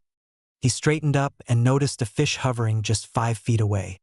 It was so close he could nearly touch it with the ladle. Its black eyes were fixed on him, and its silver-gray snout glimmered in the light. Oh God! Brody exclaimed. It's been waiting for us. In an instant, he descended the ladder to the stern. As he leaped onto the transom, the fish's head slipped back into the water. A moment later, it crashed into the boat, its jaws clamping down on the wood and shaking its head violently from side to side.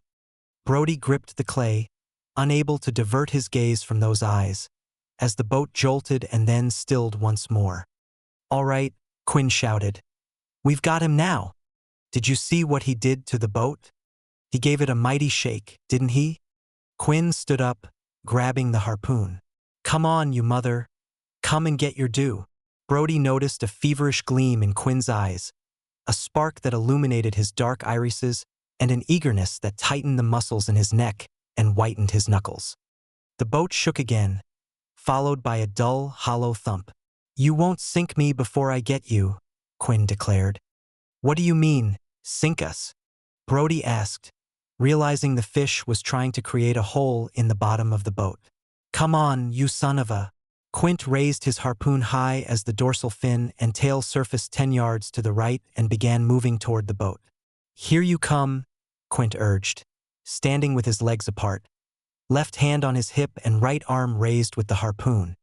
When the fish neared the boat, Quint launched his harpoon, striking it in front of the dorsal fin.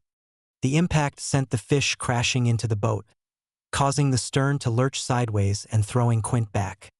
A trickle of blood ran down his neck. I got you. I got you, you miserable prick. He shouted as the rope attached to the iron darts slipped over the side and the fish dove below. When it reached the end of the line, the barrel popped off the transom and disappeared into the water. "He took it down with him," Brody stated. "Not for long," Quint replied. "He'll be back, and we'll hit him with another and another, and another until he gives up, and then he's a horse." Quint's enthusiasm was infectious, and Brody now felt a wave of relief and excitement. "Absolutely," he shouted, "here he comes." Clint pointed at the water. A barrel emerged and floated on the surface as Quint lifted the harpoon. "He's surfacing." The fish erupted from the water a few yards from the vessel, soaring like a rocket, with its snout, jaw, and pectoral fins, breaking through the surface. "You bastard!" yelled Quint, launching a second iron, striking the fish in the belly just as the enormous body plummeted back into the water. It crashed down, creating a deafening splash that sent a blinding spray over the boat. "He's finished," Quint declared as the second rope unraveled and dropped over the side of the boat. The vessel lurched once, then again. A distant crunching could be heard. "Attack me, will you?" Quint said as he dashed for the engine and fired it up, steering the boat away from the floating barrels. "Did he cause any damage?" Brody inquired. "Some. He probably put a hole in it, but it's nothing to fret about. We'll pump it out." "So that's the end of it, then?" "The fish is as good as dead," Quint replied. "Not quite. Look." Two redwood barrels were trailing the boat, pulled by the immense strength of the fish, each slicing through the water, generating a wave in front and a wake behind it. "He's pursuing us." Brody nodded. "He intends to put up a fight." For the first time, Brody noticed a frown of concern on Quint's face. It wasn't fear or genuine alarm, but rather a hint of troubling apprehension, as if the rules of the game had shifted unexpectedly, or the stakes had increased. "Have you seen a fish do this before?" "Yes, but not like this. Usually, once you land an iron in them, they stop fighting." The boat was weaving back and forth as Quint randomly turned the wheel, yet the barrels followed closely behind. "All right," Quint said. "If it's a fight he wants, then a fight he'll have." He reduced speed to idle, leaped onto the transom, and grasped the harpoon, excitement returning to his expression. "Okay, come and get it." The barrels continued advancing through the water, 30 yards away, then 25, then 20. Brody noticed a flat gray shape glide along the starboard side of the boat, just 6 feet beneath the surface. "He's here," Brody shouted, rushing to the front. "Damn!" Quint exclaimed at the end of the pulpit, harpoon raised. The fish had already moved out of range, now 30 yards ahead of the boat. It lifted its head above the water, then dipped back down, its tail raised like a sail thrashing side to side. "Here he comes," announced Quint. The fish collided with the bow directly, producing a sound akin to a muffled explosion. Cast iron struck the fish on top of the head, just above the right eye, and it stayed hooked. The rope slowly streamed over the side as the fish retreated. "Perfect," Quint exclaimed. "Hit him in the head." 3 barrels floated in the water now, skimming across the surface until they eventually vanished. "Damn," Quint cursed. "No ordinary fish can dive with 3 hooks embedded in it and 3 barrels to keep it afloat for 3 hours. They waited for 3 hours, tracking the barrels as they drifted more slowly along a random course on the ocean. Initially, the barrels would disappear every 10 or 15 minutes, resurfacing several yards away. But soon enough, their appearances became less frequent, and by 11:30, they were just floating on the surface. The rain had ceased, leaving the sky a uniform gray. "What do you think?" Brody asked. "Is it dead?" "I doubt it," Quint replied. "It might be close enough for us to loop a rope around its tail and drag it until it drowns." At the base of the gin pole was an electric winch, which Quint activated before revving the engine and gradually steering the boat toward the barrels. When he was alongside them, he leaned over, used a gaff to grab a rope, and pulled a barrel onto the boat. Then he removed a knife from his belt, sliced through the rope, and plunged the knife into the gunnel. Running the rope through a pulley to the winch, he coiled it and turned on the starter switch. As tension on the rope increased, the boat tilted sharply to starboard, weighed down by the fish. "Can that winch handle him?" Brody inquired. "They'll never pull him out of the water, but it can bring him closer to us," Quint assured. The winch turned slowly, humming as the rope trembled under pressure, scattering droplets of water onto Quint's shirt. Suddenly, the rope began to come in too quickly, becoming tangled in the winch, forming nasty snarls. The boat snapped back upright, and Brody shouted, "Rope's breaking!" It was then Brody noticed fear on Quint's face. "The son of a—" Quint shouted as he dashed to the controls and thrust the engine into gear, but it was too late. The fish breached right next to the boat with a tremendous rush of water, soaring upward. In a moment of dread, Brody gasped at the enormity of the creature rising above him, blocking out the light. Its pectoral fins extended like stiff wings, and as the fish fell forward, they appeared to reach out towards Brody. The fish crashed onto the stern of the boat, causing a deafening impact that sent the vessel sinking beneath the waves in mere seconds. Quint and Brody found themselves standing in water up to their hips, staring at the fish, its jaw just 3 feet from Brody's chest.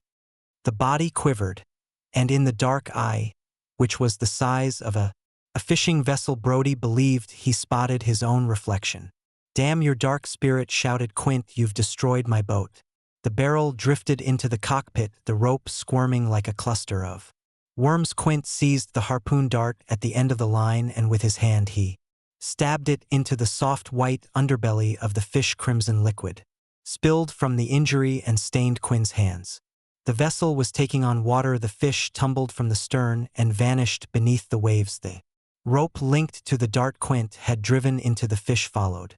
All at once Quint lost his balance and fell back into the water. "The knife!" he exclaimed, lifting his leg above the surface, and Brody spotted the rope entwined around Quint's foot. Brody glanced back to the starboard gunwale. The knife was there, lodged in the wood. He lunged for it, yanked it free, and turned back, struggling to move in the deepening water.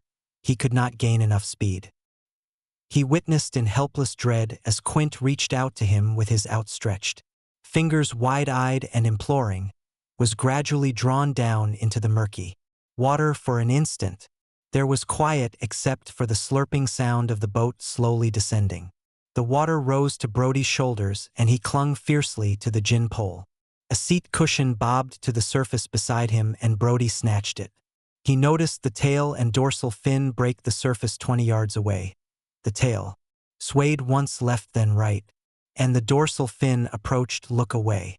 Get away, damn you," Brody shouted, and the fish kept advancing, barely moving, drawing closer as the barrels and strands of rope trailed behind the gin pole submerged. And Brody released his grip. The bow rose and then rapidly and silently slipped. Below the surface, Brody held tightly to the cushion. The fish was nearer, only a few feet away, and Brody could see the conical snout. He screamed and shut his eyes, bracing for an agony he couldn't fathom. Nothing occurred. He opened his eyes. The fish hovered nearly beside him, just a foot or two away, but it had halted. And then, as Brody observed, the steel-gray form began to retreat, downward into the gloom, beginning to vanish, an illusion fading into the shadows.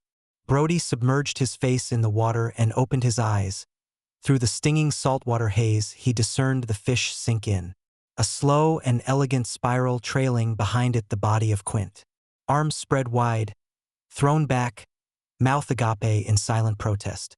The fish disappeared from sight but remained suspended from sinking into the depths by the bobbing barrels. It halted somewhere beyond the light's reach, and Quint's body hung, suspended, a shadow gently twirling in the twilight. Brody watched until his lungs burned for air. Then he lifted his head. He wiped his eyes and spotted the dark shape of the water tower on the horizon, and then he started to swim towards the shore.